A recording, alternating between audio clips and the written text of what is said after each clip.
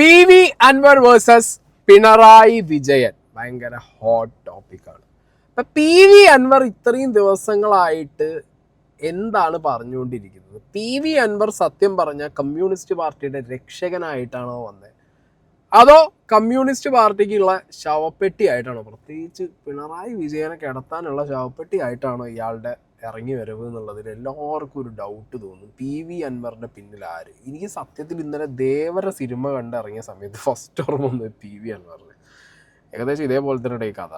കുറേ കള്ളക്കടത്ത് നടത്തുന്ന ആളുകളുടെ കൂട്ടത്തിലെ ഒരു നേതാവിന് തോന്നുകയാണ് പെട്ടെന്ന് ഒരു ദിവസം, ഞാൻ ചെയ്യുന്നതും തെറ്റാണല്ലോ, എന്നാ ഒരു കാര്യം ചെയ്തത്, ഞാൻ ഇത്ര കാലം ചെയ്ത തെറ്റൊക്കെ ഞാൻ കണ്ണടച്ച് വെക്കാം, എൻ്റെ ഒപ്പം ചെയ്യുന്ന ഒരു തെറ്റൊക്കെ ഞാൻ നാട്ടുകാരോട് വിളിച്ചാൽ ഓരെ കണ്ട് ഒതുക്കാം. എനിക്ക് ആ ഒരു സ്കീമായിട്ട് തോന്നി ഇതിടയ്ക്ക്. പെട്ടെന്ന് ദേവര പി വി അൻവർ ആണോ എന്ന് വരെ എനിക്ക് തോന്നിപ്പോയി. അതിനിപ്പോൾ എന്താണെങ്കിലും ഒ ടി ടിയിൽ ഇറങ്ങുമ്പോൾ നിങ്ങൾ നോക്കിക്കോ, ഏകദേശം പി വി അൻവറിൻ്റെ ഇപ്പോഴത്തെ സിറ്റുവേഷനും ഇപ്പോഴത്തെ കാണിക്കലും ദേവരേൻ്റെ ആ ഒരു സിറ്റുവേഷനും കാണിക്കലൊക്കെ ഏകദേശം ഒരുപോലെ ഇരിക്കും. എന്താണെങ്കിലും പി വി അൻവറിലും ഉണ്ട് പി വി, പിണറായി വിജയനും പി വി ആണ്. അപ്പോൾ പി വി വേഴ്സസ് പി വി കൊള്ളാം. സ്റ്റേറ്റിൽ ഇപ്പോൾ ഏറ്റവും കത്തുന്ന കാര്യം പി വി വേഴ്സസ് പി വി ആണ്. അപ്പോൾ എന്താണെങ്കിലും ഇത്രയും ദിവസം കൊണ്ട് എന്താണ് പി വി അൻവർ ഇവിടെ ജനങ്ങളെ അറിയിച്ചത്? ഒന്ന് P Sasi, political secretary P Sasi, A D G P Ajith Kumar and S P Sujith Das, ഈ 3 പേരുടെ പേരുകൾ റിവോൾവ് ചെയ്തിട്ടാണ് ഇത്രയും ദിവസം പി വി അൻവറിൻ്റെ മെയിൻ സംസാരങ്ങളൊക്കെ നടന്നിട്ടുള്ളത്. പി വി അൻവറിൻ്റെ സംസാരങ്ങളിൽ ആര് പോയി കിട്ടി? മറുനാടൻ മലയാളി സാജൻ സ്കറിയ മാറിക്കിട്ടി. ഏകദേശം സാജൻ സ്കറിയ എന്തൊക്കെ അലിഗേഷൻസ് ആണോ പിണറായി വിജയനെതിരെയും സ്റ്റേറ്റ് പോലീസിലുള്ള കുറച്ച് വ്യക്തികൾക്കെതിരെയും പാർട്ടിക്കെതിരെയും കമ്മ്യൂണിസ്റ്റ് പാർട്ടിക്കെതിരെയും പറഞ്ഞുകൊണ്ടിരുന്നത്, അതേ കാര്യങ്ങളുടെ വേറൊരു എസ്കലേറ്റഡ് രൂപം, കുറച്ചുകൂടി സോർട്ടഡായിട്ട് കുറച്ചുകൂടി അന്വേഷിച്ച് പിടിച്ച് പറയുന്ന ഒരു രൂപമാണ് പി വി അൻവർ ഇപ്പോൾ പ്രസൻറ്റ് ചെയ്യുന്നത്. അതിൽ എ ഡി ജി പി RSSുമായിട്ടുള്ള ബന്ധം, പൂരം കലക്കിയതിൽ, തൃശ്ശൂർ പൂരം കലക്കിയതിൽ ഉള്ള പങ്കെന്ത്, സ്വർണ്ണക്കടത്തിൽ എ ഡി ജി പിക്കും പി ശശിക്കും എസ് പി സുജിത് ദാസിനുമുള്ള പങ്കെന്ത്, ഇങ്ങനത്തെ കാര്യങ്ങൾ. പിന്നെ കേരളത്തിലെ പോലീസുകാർ കുറച്ച് കാലമായിട്ട് ചെയ്തുകൊണ്ടിരിക്കുന്നത്, കേരള പോലീസ് ഒരു തരം എന്താ പറയുക, മുഖ്യമന്ത്രിയുടെയും കമ്മ്യൂണിസ്റ്റ് പാർട്ടിയുടെയും പ്രതിച്ഛായ നശിപ്പിക്കുന്ന രീതിയിൽ ആളുകളെ ഉപദ്രവിക്കുകയാണ്. അതൊരു RSS വിങ് പോലീസിൽ പ്രവർത്തിക്കുന്നുണ്ട്. അവരാണ് സീക്രട്ട് ടാസ്ക്കായിട്ട് ഈ പരിപാടി ചെയ്തുകൊണ്ടിരിക്കുന്നത്. ഇത്രയും കാര്യങ്ങളാണ് വളരെ ചുരുക്കി പറഞ്ഞ ഇവിടെ പി വി അൻവർ ഇപ്പോൾ കുറച്ച് ദിവസമായിട്ട് പറഞ്ഞുകൊണ്ടിരിക്കുന്നത്. ഓക്കെ, ഇനി ഇതിന് തിരിച്ചുള്ള റിപ്ലൈ ആണ് ഏറ്റവും വലിയ രസം. അതായത് തിരിച്ചിതിനൊരു റിപ്ലൈ കൊടുക്കൂലോ പാർട്ടിയും മുഖ്യമന്ത്രിയൊക്കെ. ഇവർ ചെങ്കൊടി തൊട്ട് കളിക്കേണ്ട അൻവറിനെതിരെ മലപ്പുറത്ത് പ്രതിഷേധത്തിനിടയിലുണ്ടായിരുന്ന മുദ്രാവാക്യം നിങ്ങളൊന്ന് ശ്രദ്ധിക്കണേ.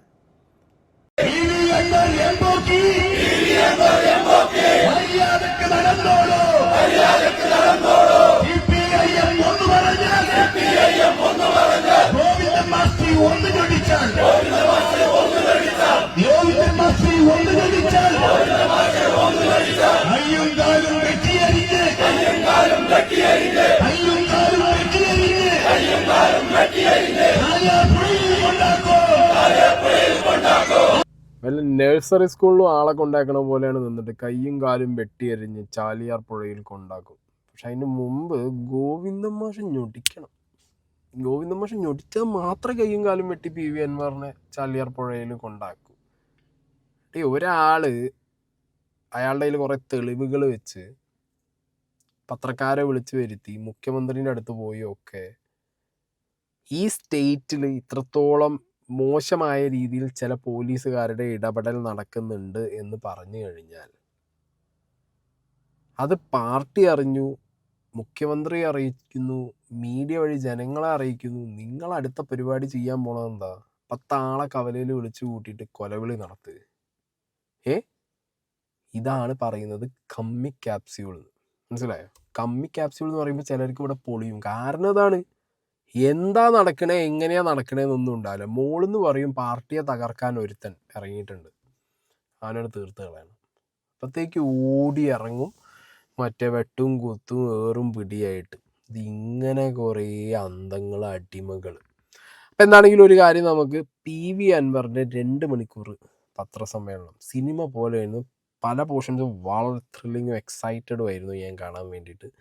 പി.വി. അൻവർ പറഞ്ഞ കുറേ കാര്യങ്ങളിലേക്ക് പോവാം. എൻ്റെ മേത്തേക്ക് എടുത്താലുണ്ടല്ലോ, എൻ്റെ ശരീരത്തിലേക്ക് എടുക്കാൻ, എന്നെ കള്ളക്കേസിൽ കൊടുക്കാനാണ് പരിപാടിയെങ്കിൽ, എന്നെ കൊല്ലാനാണ് പരിപാടിയെങ്കിൽ, അപ്പോൾ നമുക്ക് നോക്കാം. കാരണം ഞാൻ ഈ തെളിവും കീശി വെച്ച് നടക്കില്ല. എനിക്കറിയാം എൻ്റെ ശത്രുക്കൾ ആരൊക്കെയാണെന്ന്. അജിത് കുമാറിൻ്റെ ശേഷി എനിക്കറിയാം, അവൻ്റെ വിദേശത്തിൻ്റെ ശേഷി എനിക്കറിയാം, അന്യ സംസ്ഥാന ADGP അജിത് കുമാറും ഇനിയിപ്പോൾ പാർട്ടിക്കാരും എല്ലാവരും കൂടി അങ്ങോട്ട് പി.വി. അൻവറിനെ ഉണ്ടാക്കാന്നാണെന്നുണ്ടെങ്കിൽ പി.വി. അൻവറിൻ്റെ ഒരു ലൈൻ അങ്ങനെയാണ്. അയാൾക്ക് കൃത്യമായിട്ട് ഇങ്ങനത്തെ ഒരു പ്രവൃത്തിക്ക് ഇറങ്ങുമ്പോൾ ഒരു സ്റ്റേറ്റ്, ആ സ്റ്റേറ്റ് ഭരിക്കുന്ന പാർട്ടി, ആ പാർട്ടിയുടെ മുഖ്യമന്ത്രി, ആ പാർട്ടിയുടെ പൊളിറ്റിക്കൽ സെക്രട്ടറി, സ്റ്റേറ്റിൻ്റെ ഹെഡ്, ADGP, SP, ഇങ്ങനത്തെ ആളുകൾക്കെതിരെ സംസാരിക്കുമ്പോൾ നാളുകളിൽ എനിക്കെന്ത് സംഭവിക്കും എന്നുള്ളതിനെ കുറിച്ചിട്ടൊരു ബോധ്യം എന്താണെന്നുണ്ടെങ്കിലും പി.വി. അൻവറിന് ഉണ്ടാവുമല്ലോ.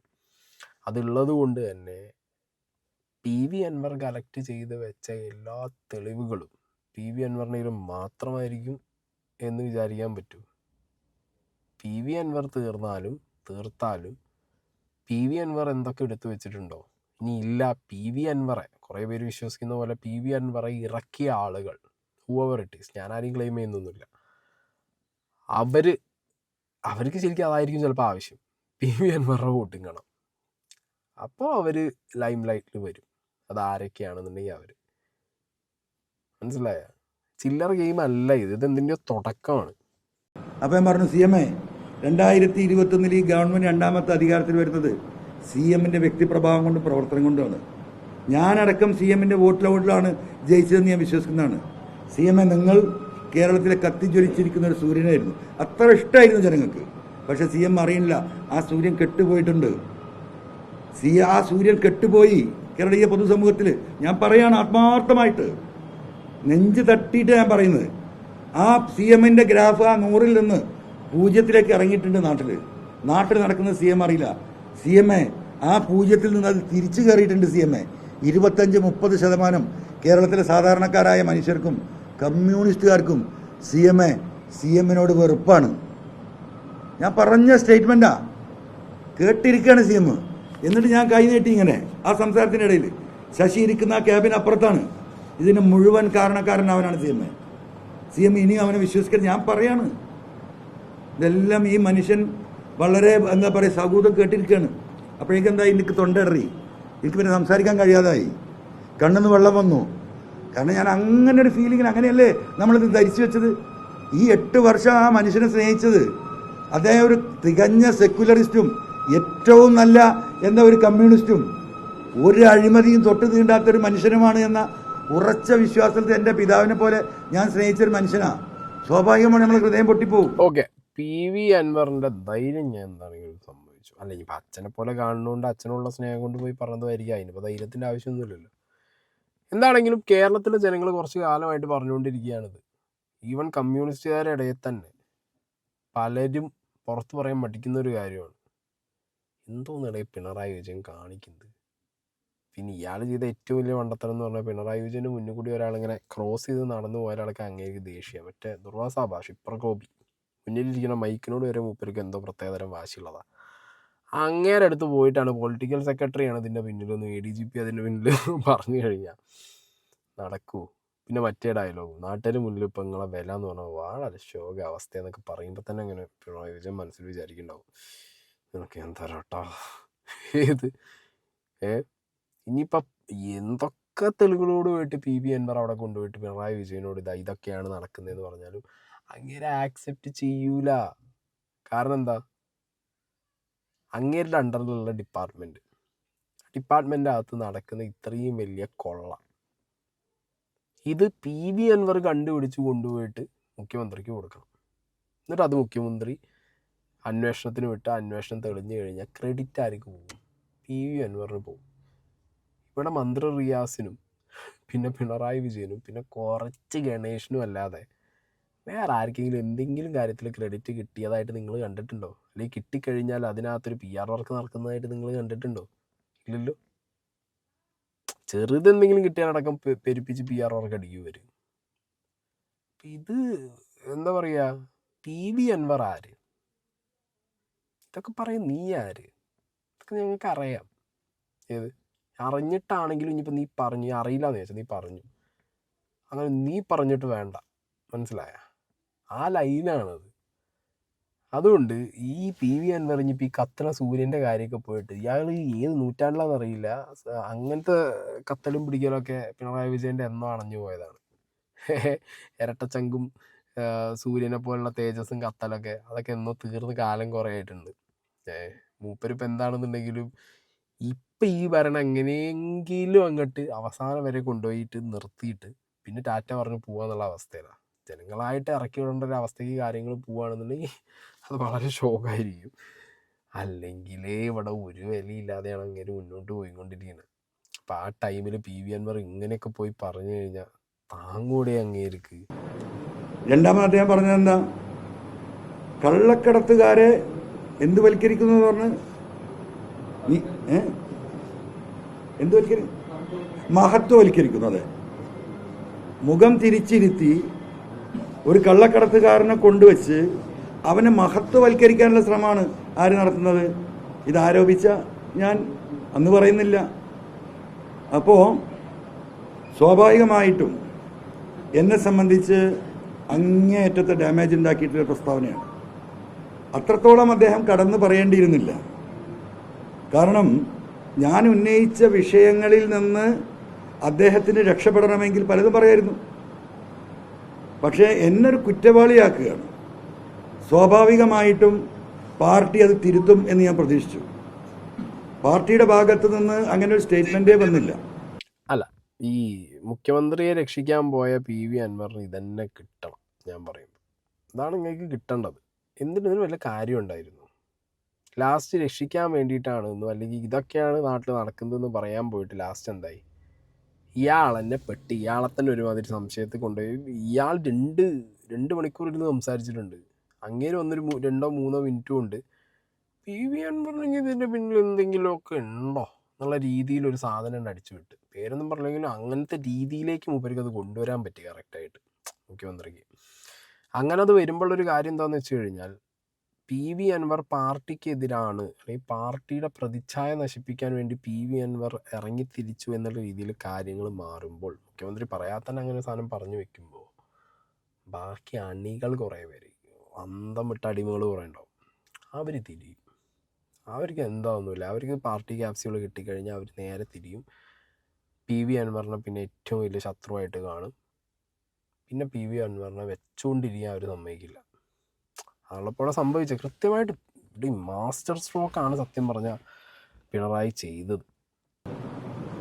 188ഓളം കേസുകൾ, ഗോൾഡ് സ്മഗ്ലിംഗ് കേസുകളാണ് കരിപ്പൂർ പോലീസ് രജിസ്റ്റർ ചെയ്തിട്ടുള്ളത്. അത് ബഹുമാനപ്പെട്ട മുഖ്യമന്ത്രിയുടെ പ്രസ്താവനയിലും നിങ്ങളത് കേട്ടിരിക്കും. ഞാൻ ഐ ജിയോട് പറഞ്ഞത് ഈ 188 കേസിൽ ഒരു 25 ആളുകളെങ്കിലും കാരിയേഴ്സിനെ നിങ്ങൾ പോയി കണ്ട് അവരോട് അന്വേഷിച്ചാൽ ഇതിൻ്റെ സത്യാവസ്ഥ പുറത്തു വരും. എയർപോർട്ടിന് പുറത്ത് വെച്ച് എവിടെ നിന്നാണ് ഗോൾഡ് പിടിച്ചതിന് ശേഷം എന്താണ് സംഭവിച്ചത്, പിന്നീട് ആ വാഹനത്തിൽ കയറ്റി എങ്ങോട്ടാണ് കൊണ്ടുപോയത്, എവിടെ വെച്ചാണ് അവരെ ചോദ്യം ചെയ്തത്, എവിടെ വെച്ചാണ് ഇത് തൂക്കിയത്, ആരാണ് ഇതിന് സാക്ഷി നിന്നത്, ഏത് തട്ടാൻ്റെ അടുത്താണ് ഇത് ഉരുക്കിയെടുത്തത്, എപ്പോഴാണ് കോടതിയിൽ ഹാജരാക്കിയത്, ഈ കാര്യങ്ങൾ പോലീസ് അന്വേഷിച്ചാൽ കൃത്യമായും വിവരം കിട്ടുമെന്ന് പറഞ്ഞു. ഈ നിമിഷം വരെ അങ്ങനെ ആരുമെങ്കിലുമായിട്ട് ബന്ധപ്പെട്ടിട്ട് ഒരു അന്വേഷണം നടത്തിയതായിട്ട് എനിക്കറിവില്ല. ബഹുമാനപ്പെട്ട മുഖ്യമന്ത്രി അടക്കം എന്നെ ഈ കള്ളക്കടത്ത് സംഘത്തിൻ്റെ പിന്നാമ്പുറ പ്രവർത്തകൻ പോലീസ് കേസ് എടുക്കുന്നത് കൊണ്ട് കള്ളക്കടത്തുകാർക്ക് സ്വർണം കടത്താൻ പ്രയാസമുണ്ട്, അതുകൊണ്ട് അവരെക്കുറിച്ച് അങ്ങനെ ആളുകളാണോ ഈ ആരോപണം ഉന്നയിക്കുന്നത്? മുഖ്യമന്ത്രിയുടെ പത്രസമ്മേളനം നിങ്ങൾ ശ്രദ്ധിച്ചാണ്. നിങ്ങൾ ചോദിച്ചു മുഖ്യമന്ത്രിയോട്, ഈ കള്ളക്കടത്ത് സംഘം ഈ പറയുന്ന ആരോപണത്തിന്റെ പിന്നിൽ പി വി അൻവർ ആണോ നിങ്ങൾ ചോദിച്ചു. അപ്പോൾ പുള്ളി എന്ത് പറഞ്ഞു മുഖ്യമന്ത്രി? അത് നിങ്ങൾ പറ, ഞാനായിട്ട് പറയില്ല. എന്താണ് കേരളത്തിലെ പൊതുസമൂഹം വിലയിരുത്തിയത്? പി വി അൻവർ ഈ കള്ളക്കടത്ത് സംഘത്തിന്റെ ഒരാളാണോ എന്ന സംശയം ബഹുമാനപ്പെട്ട മുഖ്യമന്ത്രി കേരളീയ സമൂഹത്തിലേക്ക് ഇട്ടുകൊടുക്കുകയാണ്. പി വി അൻവർ ഇവിടെ പറയുന്ന ഒരു മെയിൻ പോയിന്റ് ഉണ്ട്. ഓക്കെ, ഈവൻ മുഖ്യമന്ത്രി ആണെങ്കിലും ആരും ഇതുവരെയായിട്ടൊരു ക്ലാരിറ്റി ആർക്കും കിട്ടാത്തൊരു കാര്യം. നിങ്ങൾ ഇനി ഏത് രാഷ്ട്രീയ പാർട്ടിയിലെ ഏത് നേതാക്കളോട് നിങ്ങൾ പോയി ചോദിച്ചു, അവർക്ക് ആർക്കും ഒരു ഉത്തരമില്ലാത്തൊരു കാര്യമുണ്ട്. എയർപോർട്ടിൽ വരുന്ന ഈ സ്വർണം, മലദ്വാരം, ഈ സാധനം ആർക്ക് വേണ്ടിയിട്ട് കൊണ്ടുവരുന്നു എന്നുള്ള ഒരു കാര്യം ആർക്കും അറിയില്ല. എവിടെ നിന്ന് വരുന്നു, ആരയക്കുന്നു എന്നും അറിയില്ല. ഗൾഫിൽ പോയി രക്ഷപ്പെടാമെന്ന് വിചാരിച്ച് ജീവിതം മുന്നോട്ട് അടിപൊളിയാവും എന്നൊക്കെ വിചാരിച്ച് പോകുന്നവർ ഒന്നും അല്ലാത്തൊരവസ്ഥയിൽ നാട്ടിലേക്ക് തിരിച്ചു വരുമ്പോൾ ഒന്നും കയ്യിലുണ്ടാവില്ല. അപ്പം എന്നാൽ പോരുന്ന വഴിക്ക് അവരെ കൺവിൻസ് ചെയ്തിട്ട് എന്ത് ചെയ്യും, കുറച്ച് പാക്കറ്റ് കൊടുക്കും. അത് അവരവിടെ ഇവിടെയും തിരികെ പോരും. കൃത്യമായിട്ട് ഇവരിവിടെ ഇറങ്ങുമ്പോൾ, എയർപോർട്ടിൽ ഇറങ്ങുമ്പോൾ ഇതിൻ്റെ ഇൻഫർമേഷൻ നിങ്ങൾ ആലോചിക്കണം. ഇത് കസ്റ്റംസ്, പോലീസ് ഇവരുടെ ഇടയിൽ തന്നെ മാത്രം കറങ്ങി കളിച്ചിട്ട് ഈ സാധനം എന്ത് ചെയ്യും, ഇവരെ പൊക്കും. പൊക്കി കഴിഞ്ഞാൽ പിന്നെ നടക്കുന്നെന്താ, ഈ സംഗതി സിസ്റ്റമാറ്റിക് ആയിട്ടല്ല ഈ വരുന്ന കാരിയേഴ്സിൻ്റെ കയ്യിൽ നിന്ന് ഇതെടുത്തിട്ട് ഇത് അക്കൗണ്ട് ചെയ്യുന്നത്, ഈ സാധനം കോടതിയിൽ എത്തിക്കുന്നത് ഒന്നും സിസ്റ്റമാറ്റിക് ആയിട്ടല്ല. ഓക്കെ, അടിച്ച് മാറ്റൽ നടക്കുന്നുണ്ട്. ഇതാണ് PV അൻവർ സ്ട്രെസ് ചെയ്തിട്ട് ഇവിടെ മെയിനായിട്ട് പറഞ്ഞ കാര്യം. അപ്പോഴാണ് മുഖ്യമന്ത്രി പത്രമാധ്യമങ്ങൾ ചോദിച്ചപ്പോൾ ഇതിൻ്റെ പിന്നിൽ PV അൻവറാണ്. അല്ലാന്നെങ്കിലും പറയായിരുന്നില്ലടേ. എന്നാൽ പിഞ്ച് മനസ്സ് വേദനിക്കില്ലായിരുന്നു. ആ പിഞ്ച് മനസ്സ് വേദനിച്ചു. അതാണ് അയാൾ ഇത്രയും വന്ന് 2 മണിക്കൂർ അയാൾ പറഞ്ഞത്. അയാൾക്ക് ആ ചിരിയിൽ അയാൾ പൊട്ടിപ്പോയി. മനസ്സിലായ? അവിടെയാണ് ഇല്ലാതായത്. സൂര്യനെ പോലെ കത്തി നിന്ന ആളുടെ കത്തൽ കുറഞ്ഞപ്പോൾ രണ്ടാമത് മറ്റേ പെട്രോൾ ഒഴിച്ച് കത്തിച്ചു കൊടുക്കാന്ന് പറഞ്ഞ് പോയ ആളാ PV അൻവർ. പച്ചവെള്ളം ഒഴിച്ച് വിട്ട് കളഞ്ഞു PV അൻവറിന്റെ തലയിൽ കൂടി പോഴുന്ന് കയറിട്ട് കടക്ക് പുറത്ത്. ഈ മുഖ്യമന്ത്രി രക്ഷിക്കാനാണല്ലോ PV അൻവർ ഇറങ്ങി തിരിച്ചത്. ഇയാളെ കുറിച്ച് ആലോചിക്കുമ്പോൾ എനിക്ക് ചിരി വരുന്നു. CM ഒന്ന് മലപ്പുറത്ത് വിളിക്കണ്ടേ പാർട്ടി സെക്രട്ടറിയെ, പാർട്ടിയുമായി ബന്ധപ്പെട്ടവരെ? എന്താണ് ഈ ചങ്ങാതി പറയുന്നതിന് വല്ല കാര്യമുണ്ടോ? പോലീസ് അവിടെ നിൽക്കട്ടെ. പോലീസിന്റെ കാര്യത്തിൽ ഞാൻ ആദ്യം പറഞ്ഞു, കൊണ്ടോട്ടി അങ്ങാടിയിലെ റോഡ് അടിച്ചു വാരുന്ന സഹോദരിക്ക് ഈ കള്ളക്കടത്തിനെ കുറിച്ച് അറിയും, കടല വറക്കുന്നവനറിയും, ടാക്സിക്കാർക്കറിയും. ഒന്ന് വിളിച്ചോ CM? എന്താണ് ഈ പറയുന്നതിൽ വല്ല വാസ്തവമുണ്ടോ? എന്താണ് നാട്ടിലെ സംസാരം? ഉണ്ടായില്ലല്ലോ. ഈ അജിത് കുമാർ എഴുതി കൊടുത്ത ആ കഥയും തിരക്കഥയും വായിക്കില്ലേ? അപ്പൊ സ്വാഭാവികമായിട്ടും ഞാൻ കേസിൽ ബുക്ക് ചെയ്യപ്പെടുന്ന അവസ്ഥയിലേക്ക് പോവാണ്. ഇത് 2 പാസഞ്ചേഴ്സ് ഇതേപോലെ കരിപ്പൂര് വഴി സ്വർണം കൊണ്ടുവന്ന് പുറത്ത് കിടന്ന് പോലീസ് അറസ്റ്റ് ചെയ്ത കേസാണ്. നിങ്ങൾക്ക് വലിയ ഇൻവെസ്റ്റിഗേഷൻ സാധ്യതയുള്ള സംഗതിയാണ്. ഇവരടുത്ത് നിന്ന് പിടിച്ചെടുത്ത സ്വർണത്തിൽ ഒരു കുട്ടിയുടെ കയ്യിൽ നിന്ന് 900 ഗ്രാം പിടിച്ചത് അത് കൊടുത്തിട്ടുണ്ടോ എന്നതിന് സംശയമാണ്. കോടതിയിൽ ആ കടലാസെ തിരഞ്ഞിട്ട് കാണാനില്ല. ഇപ്പോഴും കോടതിയിൽ ആളുകളുണ്ട്, അതിൻ്റെ ബാക്കി കടലാസ് ഇവിടെ ഉണ്ട്. ഒരു കുട്ടിയെടുത്ത് നിന്ന് ഇതേപോലെ 3 ക്യാപ്സ്യൂൾ കൊണ്ടുവന്നത് 900 ഗ്രാമാണ്. അതിൽ 526 ഗ്രാമാണ് കസ്റ്റംസിൽ റിപ്പോർട്ട് ചെയ്തിട്ടുള്ളത്. പോലീസിൻ്റെ ഒരു കടലാസും ഇല്ല. ഈ 900 ഗ്രാം ആദ്യം കൊണ്ടുവന്ന കുട്ടിയെ പറ്റിയിട്ട് ഒരു കടലാസും കസ്റ്റംസിന് ഒരു ഇൻഫർമേഷനും ഇന്ന് വരെ ഇല്ല. ഈ പറഞ്ഞ ADGP പറഞ്ഞ എല്ലാ നിബന്ധനകളും പാലിച്ച് വളരെ സത്യസന്ധമായി 20% റിവാർഡ് കിട്ടുന്നത് പോലും ഒഴിവാക്കി പോലീസ് എന്താ പറയുക, രാജ്യസ്നേഹം കാണിച്ച് കേസങ്ങനെ പിടിച്ചുകൊണ്ടിരിക്കല്ലേ? അതാണോ വാസ്തവം? അതല്ല ഈ കൊള്ളയടിയാണോ വാസ്തവം എന്ന് നിങ്ങളൊന്ന് കാണും. PV അൻവർ പറഞ്ഞ പോലെ പിണറായി വിജയൻ ഇപ്പം ഈ ഇറങ്ങിത്തിരിച്ച് PV അൻവർ പറയുമ്പോഴത്തേക്കും കൊണ്ടോട്ടി അങ്ങാടിയിൽ വന്നിട്ട് നാട്ടുകാരോട് PV അൻവർ പറഞ്ഞത് ശരിയാണോ എന്നൊക്കെ ചോദിക്കുമോ? PV അൻവർ ഇവിടെ PV അൻവർ പോയിട്ട് വരെ ഒരു വിലയും കൊടുക്കുന്നില്ല. എന്തിന്? പാർട്ടിയിൽ തന്നെ തലമൂത്ത പലർക്കും മുഖം കൊടുക്കാതെയാണ് ഇപ്പോൾ പിണറായി വിജയൻ നടക്കുന്നത്. 2 വാക്ക് മൊഴിയാൻ തന്നെ അങ്ങേർക്ക് ഭയങ്കരമായിട്ടുള്ള പ്രശ്നങ്ങളാണ്. ആളും തല നോക്കിയിട്ടൊക്കെ എപ്പോൾ സംസാരിക്കും, അളന്ന മുറിച്ച്. അപ്പം നിങ്ങൾ ഒന്ന് ആലോചിക്കുക, ഒരു സ്വർണ്ണക്കടത്ത് എന്നൊക്കെ പറഞ്ഞ് ചെന്ന് കഴിഞ്ഞാൽ സ്വന്തം ഡിപ്പാർട്ട്മെൻറ്റ്, ഓക്കെ, അതിന് താഴെ ഇരിക്കുന്ന പോലീസുകാരും ബാക്കിയുള്ളവരും അറിഞ്ഞുകൊണ്ട് ചെയ്യുന്നൊരു പരിപാടി മുഖ്യനറിയാതിരിക്കും. മുഖ്യന് ഒരു അറിവ് ഇതിനെ കുറിച്ച് ഇല്ലാതിരിക്കും. മനസ്സിലായ? സ്വർണം പിടിക്കുന്നതും അതിൻ്റെ അളവ് കുറയുന്നതും കേസിൻ്റെ എണ്ണം കൂടുന്നതും ഒക്കെ മുഖ്യമന്ത്രി, ഒരു സ്റ്റേറ്റിൻ്റെ ഹെഡ് അറിയാതിരിക്കും. അപ്പം അറിഞ്ഞിട്ടും കണ്ണടച്ചു എന്നുള്ള രീതിക്ക് വേണ്ട ഇപ്പം ഇത് പൊതുജനം മനസ്സിലാക്കാൻ. അറിഞ്ഞിട്ട് കണ്ണടയ്ക്കണം എന്നുണ്ടെങ്കിൽ അതിൻ്റെ കാരണം എന്ത്? അത് നമ്മളെ കോമൺ സെൻസ് നിന്ന് എടുത്താണ് ചിന്തിക്കുക. നമ്മൾ എന്തെങ്കിലും ആയെന്ന് പറഞ്ഞാൽ നമ്മളത് ഇന്ന വ്യക്തിയെക്കുറിച്ച് അങ്ങനെ പറഞ്ഞു എന്നാവും. അങ്ങനെ ഇപ്പം വേണ്ട. ഓക്കെ, 4 വർഷം കഴിഞ്ഞിട്ട് വരുന്ന മകനെ റിസീവ് ചെയ്യാൻ വേണ്ടി കരിപ്പൂർ എയർപോർട്ടിൽ പോയതാ. കാളിയാവിലുള്ള സമത് അവൻ്റെ അടുത്ത് ഇതേപോലെ എയർപോർട്ട് കഴിഞ്ഞ് വന്ന് ഓല് മഞ്ചേരിയിലെത്തി. രാവിലെ 7:30 മണിക്കാണ് വരുന്നത്. ബ്രേക്ക്ഫാസ്റ്റ് കഴിക്കാൻ വേണ്ടി റെസ്റ്റോറൻറ്റിൽ കയറി ഭക്ഷണത്തിന് ഓർഡർ ചെയ്തിരിക്കുമ്പോഴാണ് പോലീസ് വരുന്നത്. പോലീസ് തന്നെ വിളിച്ചു, നീ ഈ ഫ്ലൈറ്റിൽ വന്നാലോ ചോദിച്ചു. ഇങ്ങോട്ട് വാന്ന് പറഞ്ഞു. പുറത്ത് കൊണ്ടുപോയി എവിടെ സാധനം ചോദിച്ചു. അപ്പോൾ അവൻ ഇതേപോലെ തന്നെ ഇവരൊക്കെ ഈ ശരീരത്തിൽ ഒളിപ്പിച്ചിട്ടാണ് വരുന്നത്. അവിടെ എത്തി ബാത്റൂമിൽ കയറി, ഹോട്ടലിൻ്റെ ബാത്റൂമിൽ കയറി സാധനം എടുത്ത് കഴുകി വൃത്തിയാക്കി അവൻ്റെ ചെറിയൊരു ഹാൻഡ് ബാഗ് ഉണ്ട്, അതിലിട്ടിട്ട് ഉമ്മാക്കും വാപ്പാക്കൊന്നും അറിയുന്നില്ല. അപ്പോൾ ഞാൻ ചോദിച്ചു, നിനക്ക് എന്താണ് കിട്ടുകയെന്ന്. അപ്പോൾ അവൻ കൊണ്ടുവന്നതിന് എന്താ ടിക്കറ്റും പിന്നെ 50,000 രൂപയെ. 4 വർഷമായി അവിടെ നിന്ന് ജോലിയൊന്നും ശരിയാകാതെ വീട്ടിലേക്ക് പോരാൻ ഒരു മാർഗമില്ലായിട്ട് വന്ന കുട്ടിയാണ്. അങ്ങനെ അവിടുന്ന് അവനെ പിടിച്ച് ജീപ്പിൽ കയറ്റുന്നു, കൊണ്ടോട്ടി കൊണ്ടുപോകുന്നു. വാപ്പയും ഉമ്മയും അവൻ്റെ ബന്ധു കൂടിയും അവർ വന്ന വണ്ടിയിൽ പോലീസ് സ്റ്റേഷനിൽ പോകുന്നു. പോലീസ് സ്റ്റേഷനിൽ അവിടെ ഇരുത്തുന്നു. ഇവരെ അങ്ങോട്ട് കടത്തി വിടുന്നില്ല. വൈകുന്നേരം വരെ ഇരിക്കുന്നു. അവനോട് കാര്യങ്ങൾ ചോദിക്കുന്നു. ഈ ഗോൾഡ് അവരെടുക്കുന്നു. ഒരു കടലാസുമില്ലാതെ അവൻ്റെ പാസ്പോർട്ടും ഫോണും വാങ്ങി വെച്ചു. ഇവന് ഫോൺ തിരിച്ചു കൊടുത്തു എന്ന് പറഞ്ഞു. എന്നിട്ട് പറഞ്ഞു, നീ പൊയ്ക്കോ, ഇത് വെളിയിൽ പറയാൻ നിൽക്കുകയാണെങ്കിൽ നിനക്ക് പ്രശ്നമാവും എന്ന് ഒരു സൂചനയും നൽകിയിട്ട് അവനെ വിട്ടു. പിന്നെ 1.5 മാസം കഴിഞ്ഞിട്ട് അവൻ കൊണ്ടോട്ടി സ്റ്റേഷനിൽ ചെല്ലുകയാണ്. എൻ്റെ പാസ്പോർട്ട് എവിടെയാണ്, എൻ്റെ ഫോൺ എവിടെയാണെന്ന് ചോദിച്ചിട്ട്. അപ്പോൾ ഇതേപോലെ മഞ്ചേരി കോടതിയെ സമീപിക്കാൻ പറയുന്നു. അവൻ വക്കീലിനെ ഏൽപ്പിക്കുന്നു. വക്കീൽ വന്ന് ഇതിൽ ഇടപെടുന്നു. 10,000 രൂപ ഫൈന് കെട്ടിയിട്ട് അവൻ്റെ ഫോണും പാസ്പോർട്ടും തിരിച്ചെടുക്കുന്നു. സ്വർണം എത്രയാണ് എന്നുള്ളത് അതിൻ്റെ ഡോക്യുമെൻ്റ് ഇവിടെ ഉണ്ട്. ആ CMPയിൽ സ്വർണത്തിൻ്റെ കാര്യം ഇതിൽ പറയുന്നില്ല. അപ്പോൾ ഇനി ആ CMPയിൽ തന്നെ വേറെ സ്വർണം സൂക്ഷിച്ചിട്ടുണ്ടെന്ന് അറിയില്ല. അപ്പോൾ അവൻ്റെ വക്കീലുമായി ബന്ധപ്പെട്ടു വക്കീലിന് ഓർമ്മ പ്രകാരം 300 ഗ്രാം പോലീസ് സ്റ്റേഷനിൽ റിപ്പോർട്ട് ചെയ്തിട്ടുണ്ട്, അല്ല കോടതി കൊടുത്തിട്ടുണ്ട്. പക്ഷേ കസ്റ്റംസിൽ റിപ്പോർട്ട് ചെയ്തിട്ടില്ല. കസ്റ്റംസിൽ റിപ്പോർട്ട് ചെയ്തിട്ടുണ്ടെങ്കിൽ കസ്റ്റംസ് വരണം. അപ്പം ഇവനും കൊടുക്കുന്നത് എന്താ വെച്ചാൽ ഇതൊക്കെ 1 കിലോൻ്റെ താഴെയാണെങ്കിൽ അന്നത്തെ നിയമപ്രകാരം ഇവർക്ക് ബെയിൽ കിട്ടും.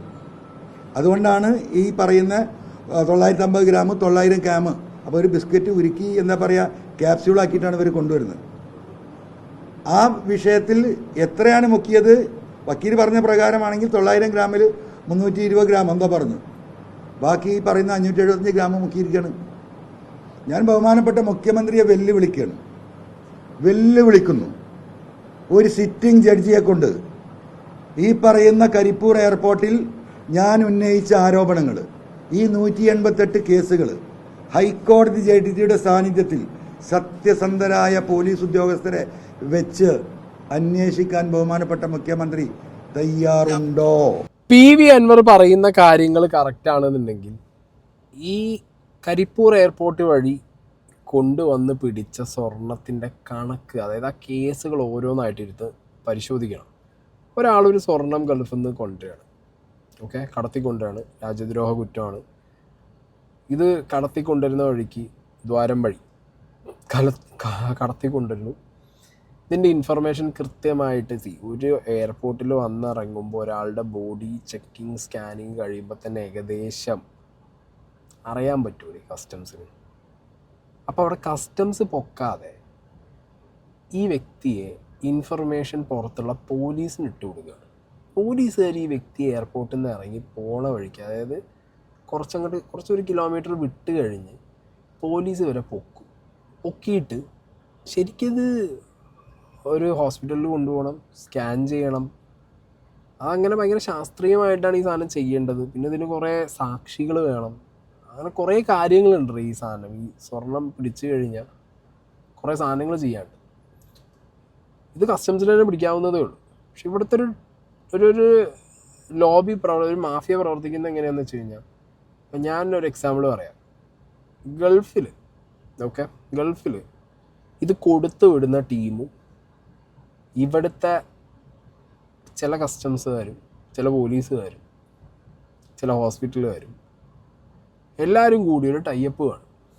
ഈ സിസ്റ്റം ഇങ്ങനെ മറ്റേ എണ്ണയിട്ട യന്ത്രത്തെ പോലെ ഇങ്ങനെ പ്രവർത്തിക്കും. തലപ്പത്തൊക്കെ ഇരിക്കുന്നത് വലിയ വലിയ പോലീസുകാരും രാഷ്ട്രീയ നേതാക്കന്മാരും ആയിരിക്കും. ഇങ്ങനെയുള്ള സാഹചര്യത്തിൽ PV അൻവർ ഇറങ്ങി തിരിച്ചിട്ട് ഈ സിസ്റ്റം മൊത്തം പൊട്ടിച്ച് കളയാം. റോക്കിയുടെ KGF ഞാൻ നാളെ തന്നെ എന്ത് ചെയ്യും, തീയിട്ട് ചൂടും. പുതിയൊരു KGF ഞാൻ തുടങ്ങുമെന്ന് പറഞ്ഞാൽ പരിപാടി നടക്കുമോ? മനസ്സിലായി? അത് നടക്കില്ലല്ലോ, അത് സമ്മതിക്കില്ലല്ലോ. ബാക്കി മറ്റേ KGF കാവലായിട്ട് അധീര കാണും, പല ആളുകളും കാണും, അവർ സമ്മതിക്കില്ല. റോക്കി ഒട്ടും സമ്മതിക്കില്ല. അപ്പം ആ അവസ്ഥയിലാണ് ഇപ്പോൾ കാര്യങ്ങൾ മുന്നോട്ട് പോകുന്നത്. ചിലർ സ്വർണം ഇങ്ങനെ ദ്വാരത്തിലല്ലാതെ ഡ്രസ്സിലൊക്കെ തേച്ച് കൊണ്ടുവരും. അപ്പം അത് കത്തിച്ച് നോക്കണം. ഓക്കെ, അങ്ങനത്തെ പ്രൊസീജിയേഴ്സ് ഉണ്ട്. പിന്നെ ഈ പറഞ്ഞ എന്താ പറയുക, സ്വർണം ഇവിടെ കൊണ്ടുവന്നിട്ട് ഈ സ്വർണം ഡിറ്റർമൈൻ ചെയ്യണം എത്രത്തോളം ഉണ്ട് എന്നുള്ളത്. ഗോൾഡ് അപ്രൈസർ എന്ന് പറഞ്ഞൊരു ഒരാളുണ്ട്. അത് ഗവൺമെൻറ്റിന് ഒരു വ്യക്തി കാണും. ഓക്കെ, ഒരു ഗോൾഡ് സ്മിത്ത് കാണും. അയാളുടെ ഒരു വീട് കാണിച്ചിരുന്നു ഇന്നലെ. ആ വീട് എന്ന് പറഞ്ഞു കഴിഞ്ഞാൽ ഒരിക്കലും ഒരു ഗോൾഡ് സ്മിത്തിന് ഇത്രത്തോളം വലിയൊരു വീട് എന്നുള്ളത് എങ്ങനെയാണ്, അയാൾക്ക് ഇത്രത്തോളം എവിടുന്ന് വീട് വയ്ക്കാനുള്ള സ്രോതസ്, കോടിക്കണക്കിന് രൂപയുടെ വീട് എങ്ങനെ വയ്ക്കുന്നുള്ളൊരു ചോദ്യമൊക്കെ ഇന്നലെ പത്രമാധ്യമങ്ങളെ അയാളുടെ വീടിൻ്റെ മുന്നിൽ കൊണ്ടുപോയിട്ട് തട്ടാനുണ്ട്. എന്താണ് അങ്ങനെ വരിക, അയാളുടെ വീടിൻ്റെ മുന്നിൽ കൊണ്ടുപോയിട്ട് പി വി അൻവർ പത്രക്കാർക്ക് കാണിച്ചു കൊടുത്ത് ചോദിക്കുന്നുണ്ട്. പി വി അൻവർ ഒറ്റയ്ക്ക് ഒരു എന്താ പറയുക ഒരു സിസ്റ്റമായി മാറി. ഒറ്റയ്ക്ക് അന്വേഷണവും കാര്യങ്ങളൊക്കെ ചെയ്ത് ഒരു സിസ്റ്റമായിട്ട് മുന്നോട്ട് പോകുന്നു. ഈ ഒറ്റയ്ക്ക് ഇത്രയും എന്താ പറയുക, ഭരിക്കുന്ന പാർട്ടി പോലീസ് സിസ്റ്റത്തിനൊക്കെ എതിരെ ഒറ്റയ്ക്ക് നിന്ന് പോവാന്ന് പറഞ്ഞു കഴിഞ്ഞാൽ എനിക്കറിയാൻ പാടില്ല അത് എത്രത്തോളം ഇങ്ങനെ ഒറ്റയ്ക്കാണ് എന്നുള്ളത്. ഒറ്റയ്ക്കാണെങ്കിൽ ഓക്കെ, അല്ലെങ്കിൽ ആരെന്നുള്ള ചോദ്യം ഇങ്ങനെ കിടക്കും. ഒരു ടൈമിൽ അത് പുറത്ത് വരും. അത് നമ്മൾ ഗസ് ചെയ്യുന്നില്ല. ഗസ്സസ് ഉണ്ടെങ്കിലും ഗസ് ചെയ്യുന്നില്ല. ഇനി ഇതിനിടയിൽ ഇന്നലെ മൂപ്പര് ഗോൾഡിനെ കുറിച്ചും ഈ പറഞ്ഞ മുഖ്യമന്ത്രിയോട് സംസാരിച്ചതിനെ കുറിച്ചും ഒക്കെ പറയുന്നുണ്ട്. RSS ബന്ധ ADGP ഇതൊക്കെ പറയുമ്പോൾ ഒരു സാധനം കുറേ കാലങ്ങളായിട്ട് ഞാൻ എൻ്റെ വീഡിയോയിൽ ഇങ്ങനെ റിപ്പീറ്റ് ചെയ്ത് പറഞ്ഞുകൊണ്ടിരിക്കുന്ന ഒരു സാധനം അങ്ങേരും പറയുന്നുണ്ടെന്നല്ലേ. 188ഓളം കേസുകൾ കേരളത്തിലെ പൊതുസമൂഹം നേരിടുന്ന ഏറ്റവും വലിയ ഭയാനകമായ ഒരു വിഷയമുണ്ട്. അതിൻ്റെ ഏറ്റവും വലിയ തെളിവുകളാണിത്. ഞാൻ പറയാം, സമയം കളയണ്ട. എന്താണ്? അതൊന്നുമല്ല, അതൊക്കെ നമുക്ക് മാനേജ് ചെയ്യാം. ഇവിടുത്തെ ഏറ്റവും വലിയ പ്രശ്നം എന്താ പറയുക, നമ്മൾ ഒരു ഇന്ത്യയിലെ ആധാർ സംസ്ഥാനത്തുണ്ടെന്ന് പറഞ്ഞു. ഞാനിത് പരിശോധിച്ചു. തമിഴ്നാട്ടിൽ, കർണാടക, മഹാരാഷ്ട്ര, ഇവിടെയൊക്കെ നമുക്ക് കുറേ ബന്ധങ്ങളുണ്ട്. ഹൈദരാബാദ്, ആന്ധ്ര, ഡൽഹി, നമ്മുടെ സുഹൃത്തുക്കളും ബന്ധുക്കളും നമുക്ക് ആക്സസിബിൾ ആയിട്ടുള്ള ആളുകളുടെ അടുത്തൊക്കെ അന്വേഷിച്ചപ്പം ഇല്ലാത്തൊരു കാര്യം കേരളത്തിൽ എന്താ പറയുക, നിങ്ങളിത് റിപ്പോർട്ട് ചെയ്യേണ്ട കാര്യമാണ്. കേരളത്തിലെ എല്ലാ രാഷ്ട്രീയ പാർട്ടിയുടെയും എല്ലാ വലിയ നേതാക്കന്മാരും ഒന്നാണ്, ഒറ്റക്കെട്ടാണ്. കേരളം നമ്മൾ നേരിടുന്ന ഏറ്റവും വലിയ ഭീഷണി അതാണ്. ജനങ്ങൾ മനസ്സിലാക്കേണ്ടതാണ്. കാരണം ഇവിടെ അതിപ്രമാദമായ ഒരു കേസും തെളിയപ്പെടില്ല. ജനങ്ങൾ ഇങ്ങനെ വിചാരിക്കും ഇപ്പത്തെളിയെന്ന് വിചാരിക്കും. എന്താ തെളിയാത്തത്? ഇവരൊക്കെ ഒറ്റക്കെട്ടാണ്. അവരെ ബാധിക്കുന്ന വിഷയങ്ങൾ അത് രാത്രി ഇവർ ഷെയർ ചെയ്യും. ആ ഷെയർ ചെയ്യൽ കേരള സമൂഹം, പ്രത്യേകിച്ച് യുവാക്കൾ, വളർന്നു വരുന്ന തലമുറ, ഒരു സമൂഹത്തിൻ്റെ ഏറ്റവും വലിയ ഭീഷണി അതാണ്. ഒരാൾക്കും ഈ വിഷയത്തിൽ അവരുമായി പറയുന്ന നേതൃത്വവുമായി ബന്ധപ്പെട്ട വിഷയങ്ങളാണെങ്കിൽ നീതി കിട്ടുമെന്ന് പ്രതീക്ഷിക്കേണ്ട. അതുകൊണ്ടാണ് ഇവിടെ പല കേസുകളും തെളിഞ്ഞു വരാത്തത്. ഞാനൊന്ന് ചോദിക്കട്ടെ, ഇപ്പം ഇത്രയും വിഷയം ഞാൻ ഏറ്റെടുത്ത് ഞാൻ മുന്നോട്ട് വരികയാണ്. ഞാൻ എത്ര ദിവസം ഉണ്ടാകും, ഇന്ന് എവിടെ തട്ടും, എവിടെ ജയിലിലിടും, ഒന്നും പറയാൻ കഴിയില്ല. ഈ നിമിഷം വരെ കേരളത്തിലെ ജനങ്ങളോട് ഞാൻ ചോദിക്കുക, ഇവിടെ ഒരു പ്രതിപക്ഷം ഉണ്ടല്ലോ, നിങ്ങൾക്ക് നെഞ്ചത്ത് കൈവച്ച് പറയാൻ പറ്റുമോ ഈ വിഷയം ആത്മാർത്ഥമായി പ്രതിപക്ഷത്തിലെ ഏതെങ്കിലും UDF പോട്ടെ ഒരു കക്ഷി ഏറ്റെടുത്തോ? എന്താ ഏറ്റെടുക്കാത്തത്? ഇത്ര വലിയൊരു സംഗതി ഉണ്ടായിട്ട് പൂരം തൃശ്ശൂരും ആകെ കലക്കി ഒരു സീറ്റ് ഉണ്ടാക്കി കൊടുത്തിട്ട് മിണ്ടുന്നുണ്ടോ? എന്താ കാരണം ഇത് തന്നെ. ഇപ്പം തൃശ്ശൂർ ഉറപ്പല്ലേ BJPക്ക് സീറ്റ് ഉണ്ടാക്കി കൊടുത്തു എന്നത് ഈ അജിത് കുമാറാണ്. അജിത് കുമാർ എന്താ വല്ല അസുഖമുണ്ടോ? അജിത് കുമാറിനോട് ആരെങ്കിലും കർശനമായി നിർദ്ദേശിച്ചിട്ടല്ലേ ഈ സീറ്റ് ഉണ്ടാക്കി കൊടുത്തിട്ടുള്ളത്? ഞാൻ അന്ന് പറഞ്ഞതാണ്, ഇപ്പോഴും പറയുന്നു. നീ എന്തിനാ അതിനൊരു അന്വേഷണം? ഈ കാര്യങ്ങളൊക്കെ മനസ്സിലാക്കണമെങ്കിൽ മറ്റേ റോക്കറ്റ് സയൻസ് പഠിക്കേണ്ട ആവശ്യമൊന്നുമില്ല. കേരളത്തിൻ്റെ അവസ്ഥ ഇങ്ങനെയാണ്. എല്ലാ പാർട്ടിയുടെ തലപ്പത്തിരിക്കുന്ന നേതാക്കന്മാരും ഒരു കുഴിയിലാണ്. മനസ്സിലായോ? അവർ വെട്ടിക്കും തട്ടിക്കും ഒറ്റയ്ക്ക് ഇരുന്നിട്ട് കൂട്ടമായിട്ടും ഇവർ ഈ ഗ്രൂപ്പ് ശരി പവർ ഗ്രൂപ്പ് ഇങ്ങനെയാണ് ഇപ്പോൾ ഫോം ചെയ്യുന്നത്. റിയൽ ടൈം പവർ ഗ്രൂപ്പ് എന്ന് പറഞ്ഞാൽ ഇങ്ങനെയാണ് ശരിക്കും. എല്ലാ പാർട്ടിയിലെ മെയിൻ നേതാക്കന്മാരും വെട്ടിപ്പും തട്ടിപ്പും നടത്തിയിട്ട് അവർ ഒറ്റയ്ക്ക് എന്ത് ചെയ്ത് അവർ വീതിച്ചെടുക്കും അങ്ങോട്ടും ഇങ്ങോട്ടും. പ്രശ്നങ്ങൾ ഉണ്ടാകുമ്പോൾ അങ്ങോട്ടും ഇങ്ങോട്ടും അത് പറഞ്ഞ് അവരവരുടെ ഇടയിൽ സെറ്റിൽ ചെയ്യും. ഇതിനിടയിൽ കുറേ മത നേതാക്കന്മാർ വേറെ, പിന്നെ കുറച്ച് പോലീസുകാർ, കുറച്ച് ബിസിനസ്സുകാർ. മനസ്സിലായോ? ആളുകളുടെ ഇടയിൽ വികാരം ഉണ്ടാക്കാൻ പറ്റിയ 2 കാര്യമാണ്, ഒന്ന് രാഷ്ട്രീയം, ഒന്ന് മതം. മനസ്സിലായില്ലേ? 2 കാര്യങ്ങൾ.